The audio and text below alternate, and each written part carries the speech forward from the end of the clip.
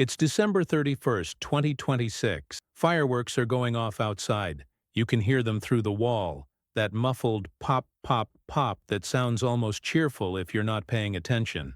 There's a half-finished drink on the table next to you. Your phone screen glows in the dark. And someone, maybe a friend, maybe a cousin, maybe just the little voice in your own skull, asks you, "So, what did you do this year?" And your stomach drops. Because you know the answer. You know it in your bones. Nothing changed. You just existed.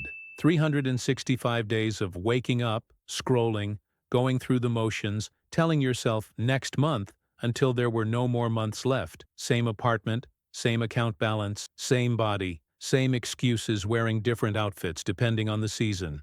I need you to sit with that image for a second. Don't skip past it. Feel it. Because that version of December is not hypothetical for most people watching this. It's the default.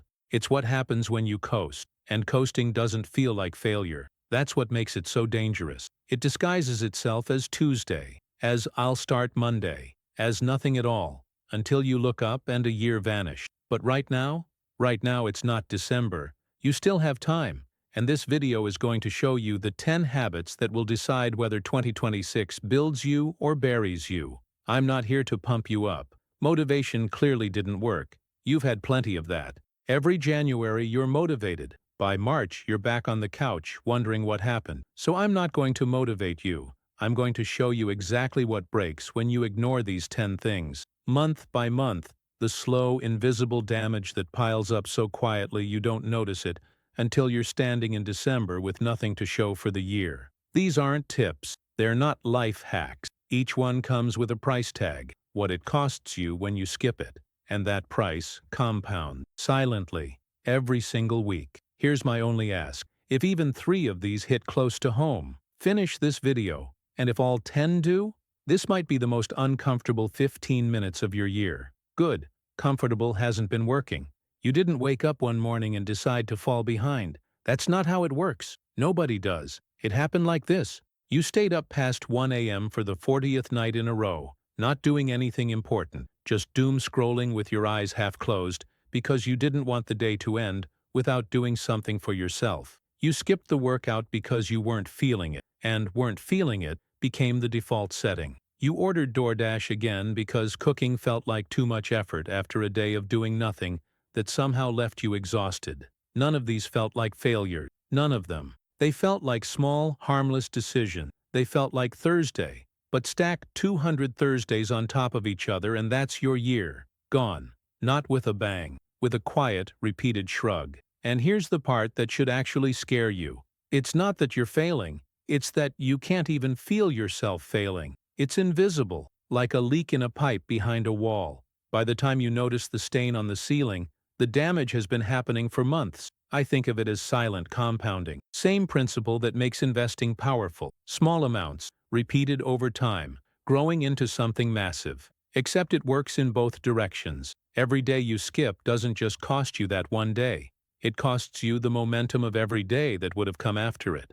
Miss one workout and nothing happens. Miss 60 in a row, and your body is different. Your energy is different. Your confidence is different. And you don't even remember when the slide started. The scary thing about silent compounding is there's no alarm, no notification that says, "Hey, you've now skipped enough days that the damage is permanent." It just builds, in the background, while you're watching Netflix and telling yourself you deserve a break. So here are the 10 habits. I've split them into 3 layers. The foundation, the habits that keep you physically and mentally standing. The engine, the habits that create forward motion. And the armor, the habits that protect everything you're building from falling apart when life gets hard. Ignore the foundation and nothing else matters. Build the engine without the armor and it all collapses by September. Let's start with the 3 habits you think are too basic to matter, until they wreck you. Habit 1. Sleep discipline. The invisible wrecking ball. I'm not going to tell you to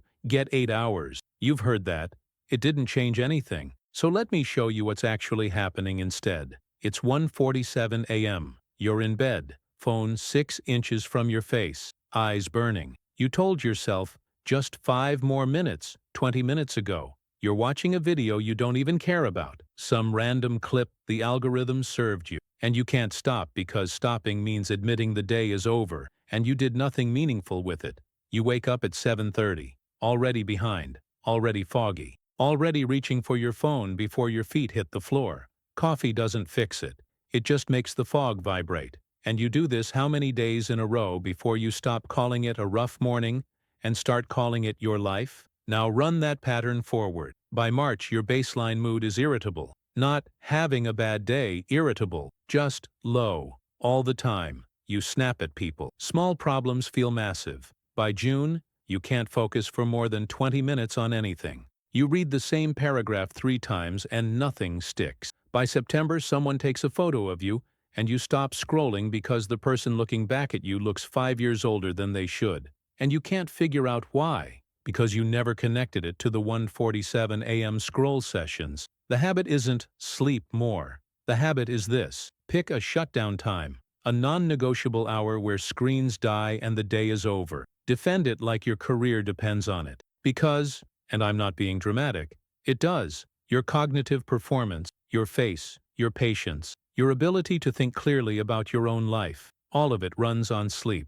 And you've been robbing the bank every night. Habit 2. Daily movement. The 30 minutes you keep stealing from yourself. I'm not saying go to the gym. Forget CrossFit.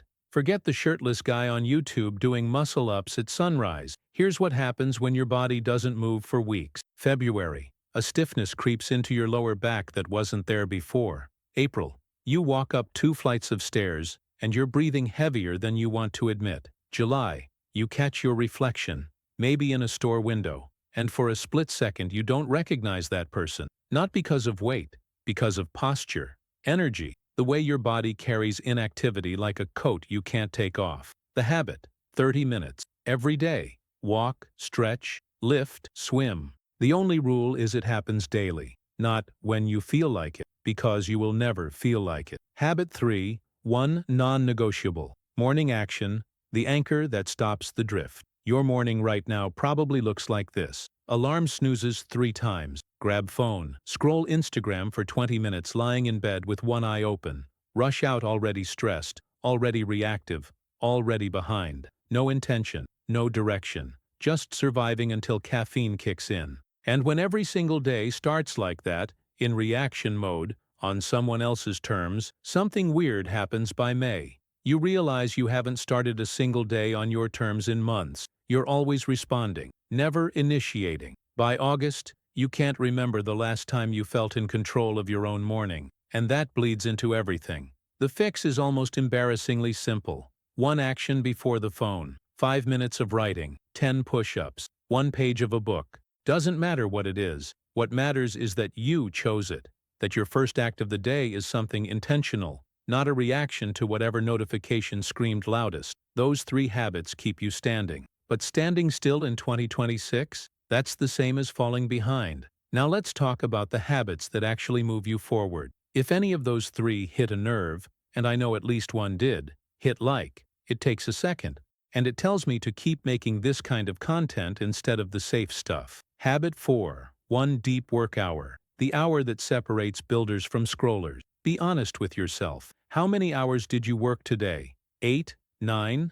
Now, how many of those were actual output? Not email, not Slack, not quick checks that turned into 45-minute Reddit detours. How many hours did you spend building something that didn't exist before you sat down? For most people, the real number is somewhere between 1 and 2, out of 9. The rest is noise dressed up as productivity. And here's why that's devastating. Run that forward for 10 months. By October 2026, you've been busy every day and have 0 projects, 0 skills gained, 0 portfolio pieces, 0 side income, 0 proof that you spent 10 months of your life doing anything that mattered. I lost 3 months of 2024 to this exact trap, by the way. I was productive every single day. I had the to-do list, I had the apps, and I built nothing. 0. The to-do list was just a fancy way of feeling busy while standing still. The habit. 1 protected hour. Daily. Phone in another room. Notifications dead. Timer running. You work on the one thing that actually moves your life forward. Not maintenance, building. This is the hour that separates people who have something to show in December from people who just have stories about how busy they were. Habit 5. Learning. One skill. With intent, stop consuming, start building. Here's the trap, and you're already in it. You watch 3 hours of YouTube about investing. You listen to podcasts about fitness while lying on the couch, and you confuse all of that with learning. It's not learning, it's entertainment in a study hall costume. Watching cooking shows doesn't make you a chef. Your hands need to actually touch the ingredient. Your fingers need to hold the knife. That's where the skill lives, not in your watch history. By December 2026, the consumer has learned about 50 things and can do 0 of them. Meanwhile, someone who practiced one skill all year, writing, coding, video editing, has a marketable asset. And you have bookmarks. The habit. Pick one skill. Practice it 20 minutes a day, 5 days a week. Not consume content about it. Practice it. Hands on keyboard, pen on paper. Reps. Ugly, imperfect, frustrating reps. Habit 6. Tracking your money. Weekly. The 10 minutes that stop the bleeding. You check your bank account with one eye closed. That little wince before the number loads. You don't know what you spent on Uber Eats last month. You have no idea how much your subscriptions total. Spotify, Netflix, that fitness app you haven't opened since February. You just hope there's enough until the next paycheck. By November, you've leaked thousands into things you can't even name. Not because you're broke, because you're blind. The habit. Every Sunday, 10 minutes, open your bank app. Look at every transaction. No spreadsheet needed. Just look. When you actually see that you spent $340 on delivery food in 2 weeks, something shifts. Not because someone told you to spend less, because you couldn't unsee it. Habit 7. Saying no to one thing per week, the invisible habit that unlocks everything. Your calendar is full. Your priorities are empty. You said yes to every hangout, every quick call, every favor that cost you an evening you'll never get back. You're living everyone else's agenda and calling it being social. By June, you have no time for any of the habits on this list because you gave all your hours away. You resent the people you said yes to. You resent yourself more. The habit. Once a week, say no to one thing you'd normally agree to. A hangout you don't actually want to go to.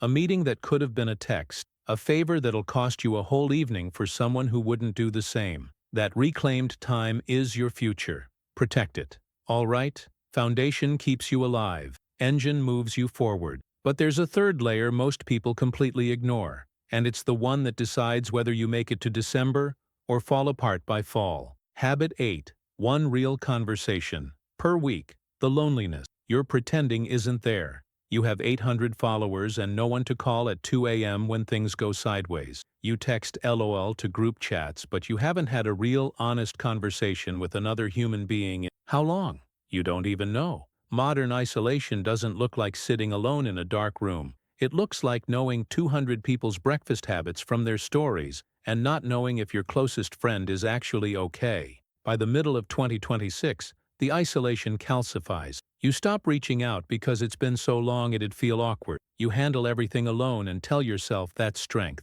It's not. It's slow emotional starvation, and it eats your motivation, your energy, your ability to care about the other 9 habits on this list. The habit. One real conversation per week. Not texting. Sit with someone, in person, on a call, and talk about something that matters. Ask how are you really doing, and actually wait for the answer. Habit 9. The weekly review. 15 minutes that keep the other 9 habits alive. This is how habits die. Not with a dramatic failure, not with a decision to quit. They just fade. You skip Monday because you were tired. You skip Wednesday because something came up. By the 3rd week, you've forgotten you ever started. No alarm goes off. Nobody calls you out. The habits just dissolve into the background noise of your life. And by March, the version of you who was fired up after watching this video might as well be a stranger. This is the meta habit, the one that prevents all the others from dying in silence. Without it, even your best intentions have a shelf life of about 3 weeks. The habit? Every Sunday night. 15 minutes. 3 questions. Which habits did I actually do this week? Which ones slipped? What's the one adjustment I'm making next week? Write it down, not in your head, on paper, or in your phone. This isn't journaling. This is quality control for your life. It's the difference between drifting and steering. Habit 10. The 2026 letter. The promise you made to yourself. This one's different. No daily reps, no weekly routine. Just one act, right now, today, that anchors everything else. Write a letter to yourself. Not a goals list, not a vision board. A letter. Dear future me, by the end of this year, I want to be someone who, and you finish that sentence honestly. The person who finally got their sleep together, who built something real, who stopped saying yes to everything and started protecting their own time. Whatever's true for you. Then you read that letter on the first of every month. 60 seconds. That's it. But every time you open it, it forces a confrontation. Am I becoming this person, or am I drifting? Without this anchor, the year has no shape. Your goals evaporate. Motivation fades by March. And by December, you can't even remember what you wanted in January. That's not a failed year. That's a forgotten one.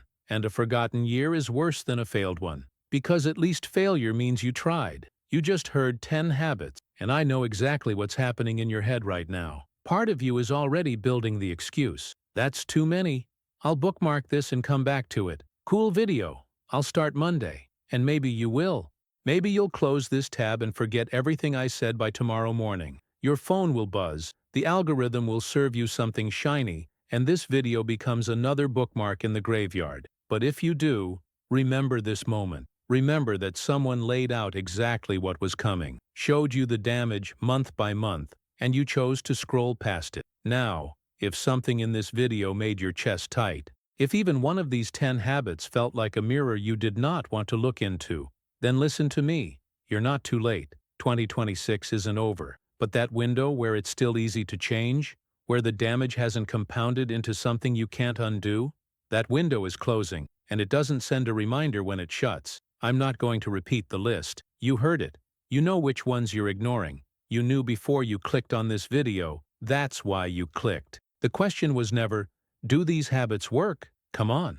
You already know they work. Sleep matters. Moving your body matters. Deep work matters. Real connection matters. You don't need another study to prove that. The question, the only one that matters right now, is whether you're going to do something about it before another month disappears, and then another. And then you're back in December with the same empty answer. So here's what I want you to do. Not tomorrow, not Monday. Right now before you close this video, pick the one habit from this list that hurt the most to hear. The one you wanted to skip past. The one that made you go, yeah, I know. Because that defensive reflex is your brain trying to protect you from the truth. That's the habit.